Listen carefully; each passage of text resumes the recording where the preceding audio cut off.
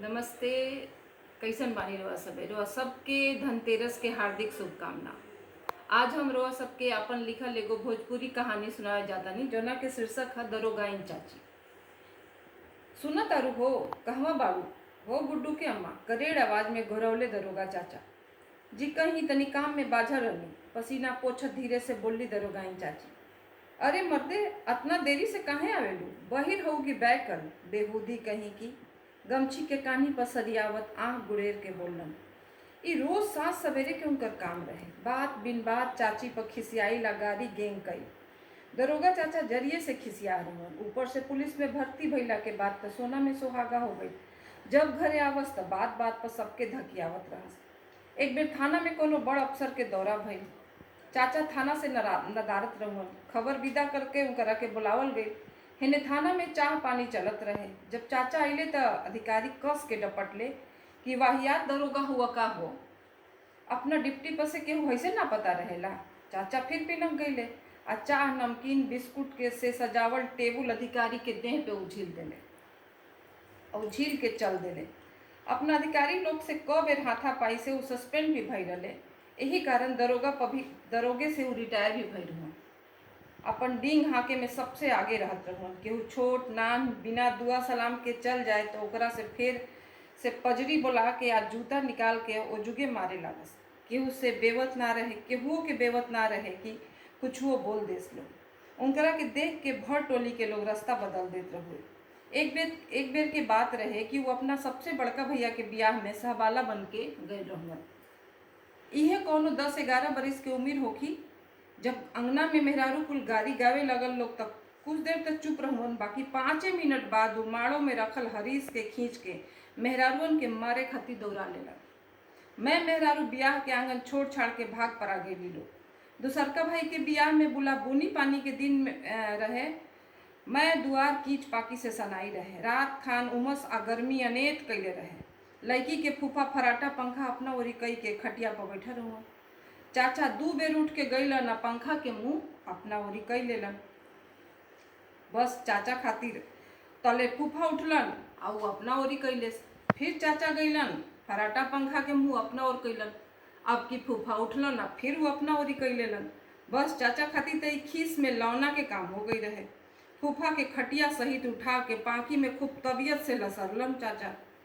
इनकर दोनों बड़ भौजाई लोग अपना दूल्हा से ना डरास जितना दरोगा चाचा से डरात रहे लोग। एक बेर दोपहरिया में खाना खा के इनकर दूसरकी भौजाई खाना खाए बैठलन तो इनकर दूसरकी भौजाई सेराइल दाल गुला परोस देले रही। भात साने खातिर जैसे ही दाल के कटोरी उठौलन, सेराइल दाल देख के मैं छिपा उठा के भौजाई के कपार पर झील देलन। अपन पनात बगीचा ओरी चल देलन।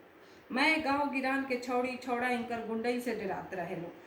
2-4 गो चमचा लेके अपना संगी साथी बनौले रहन। ओकनिए के संगे भर दिन गांव में लोफरगिरी करस। केहू के बगीचा से जबरिया आम तोड़ लेस, केहू के खेत से साग नेनुआ जनेरा कबार लेत रहूँ। बाकी लंगा से गंगा डराला, यही से केहू कुछ बोलत ना रहे। अही टोली में भोरे भोरे जाके चूहानी में जंगला से सटा के राखल चूल्हा पर हटात गोरस के पपिस्ता के फोफी से खींच खींच के पी जात आ सबकरा जागे से पहले मन भर गोरस पी के भाग चलस। बूट के दिन में केहू के खेत में कचरी सोघग ना बाचत रहे। मैं कचरी संगतियन संगे मिल के कबरा जात रहे। कपड़ा लेके बर्तन बेचे वाली आवसन तो पहले ही से ढूका लगा के चाचा अपना संगतियन संगे छत पर बैठ जास। आ जब वो बर्तन बेच के जाए खातिर बरामदा में उठस, सीढ़ी पर ठाड़ होखस तो दरोगा चाचा लगी के में अगुसी फंसा के आ छत पर से 2-3 गो तसला भा बल्टी खींच लेत रहूँ। एक बेर लगी में तसला नीमन से ना फंसल, टनाक से बनिहार के कपार पर गिर गई। भइल हल्ला कि के ह बाकी तबले उ छत फान के हेने होने जाके लुका गई लोग। अपना ब्याह में मोटरसाइकिल खातिर अपना सार संगे अंगना में ही बाता बाती शुरू हो गई। आ बात बढ़त बढ़त अतना बीख लेखा बढ़ गई कि पटका पटकी शुरू कर देलन। बड़ा मुश्किल से बीच बचाव भइला पर मामला फरियाए। बाकी चाचा के जिद रहे कि बिना मोटरसाइकिल के लड़की के संगे लेके ना जाए। बहुत हथजोड़ी भइल, लेकिन चाचा बिना चाची के लिए अकेले ही अपना घरे चले ले। 2 साल बाद जब चाची के नैहर में मोटरसाइकिल किना गई तब चाचा विदा करके ससुराल ले अइले। ब्याह के बाद 1 साल बाद जब चाचा के एगो बबुआ भी हो गईले, उनकर बाबूजी कहले कि खाली गांव में भर में घूम घूम के लोफरगिरी करबा कि कुछ काम धाम भी होखी। ऐसन बाकी आज से गाय भैंस के सानी पानी दूध निकाले के काम तहार रही। अपन जिम्मेदारी समझ, परिवार तोहरो बढ़त बा। मन मार के चाचा गाय गरू के सानी पानी देश दूध निकालत रहुअन। बाकी एक दिन भइल ऐसन कि गाय बिदक गई। अब मरली लात तो मैं बाल्टी के दूध जोन बा भुइया गिर गई। अब चाचा फिर पिनक गईले। आ पिनक गईले तो गाय राम के पूंछ धई के लगले फाने। आ वही दिन से घर छोड़ के भाग गईले। लौट के 2 बरिस बाद अइले तो उनकर भर्ती पुलिस में हो गई रहे। एगो जेठ के दोपहरिया रहे। रामजी वो कम करीन बूट फटकत रही।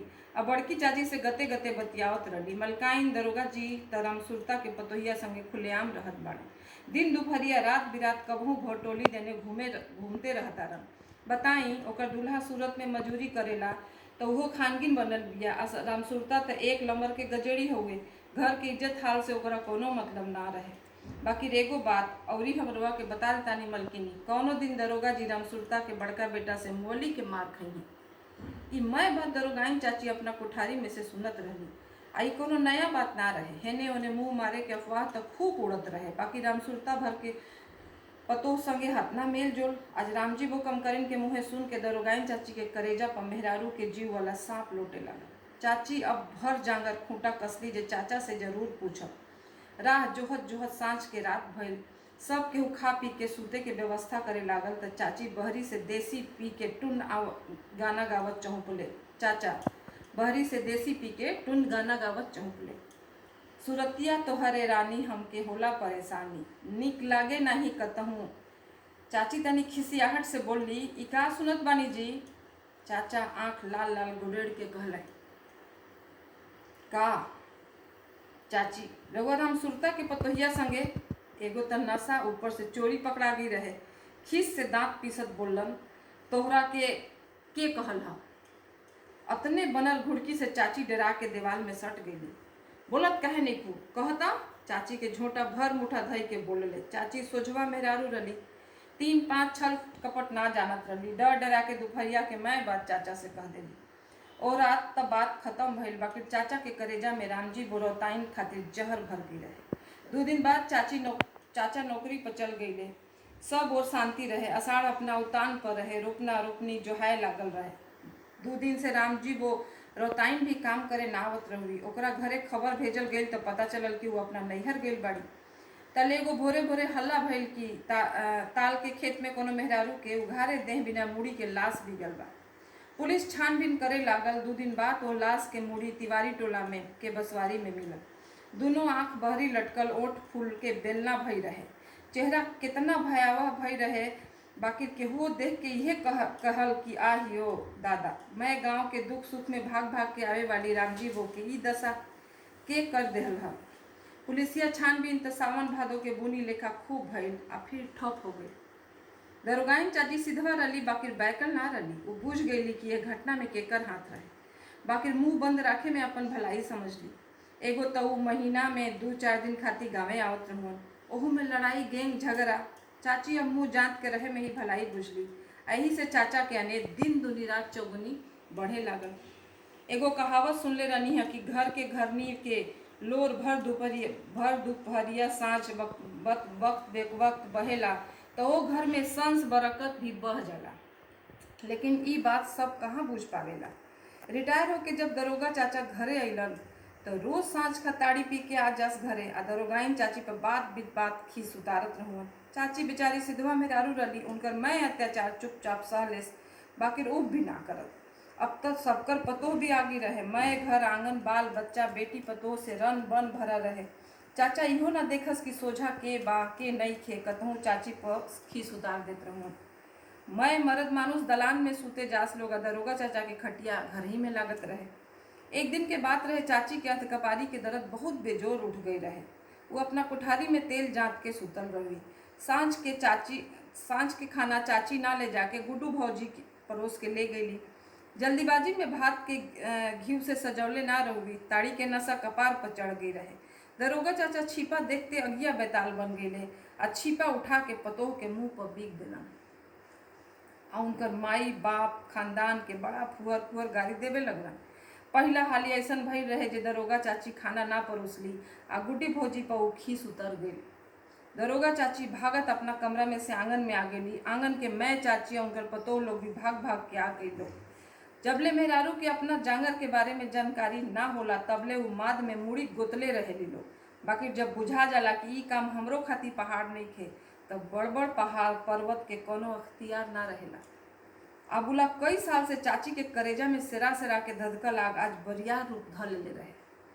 पहला हाली चाची अपना पतो खातिर चाचा के ऊपर बाघिन भर के टूट पड़ली। इनार पर से नदियर के मोटहन रसरी लेके अली आ वही से नशा में डोलत चाचा के खटिया में बांध के मूसर के मार मरली। मारत मारत उनकर हाथ गोड़ टूट गई, कपार फूट के खूने खून हो गई रहे। ऊपर चाचा चल लगलन चिचियाए, अरे बचावसन रे दादा, दरोगैनिया पर चुड़ैल चल गई बिया, हमरा के मुआवलस रे दादा। बाकी ओ दिन मैं आंगन बरजा जंगला दलान आ दुआर बस तमाशा देखत रहे। केहू दरोगाइन चाची के चंडी रोप के बुतावल ना चाहत रहे। दवा बीरो तो भइल बाकी डांड के हड्डी ना जुड़ला से चाचा डंडा लेके चले लगा। आ वही दिन से दरोगाई चाची उनकर खटिया दलान में लगवा दिली। बुला वही दिन से चाचा तीनों बेर धिकल भसेराइल बुताइल खाना खात रहुअन, बाकी मुंह से चूचा कुछो ना करत रहुअन। तो रुआ सब जरूर बताइब कमेंट में कि कैसन लागल कहानी।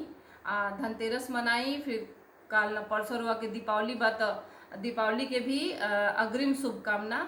खूब खुश रही, सभे मस्त रही। जय भोजपुरिया, जय हिंद, नमस्कार।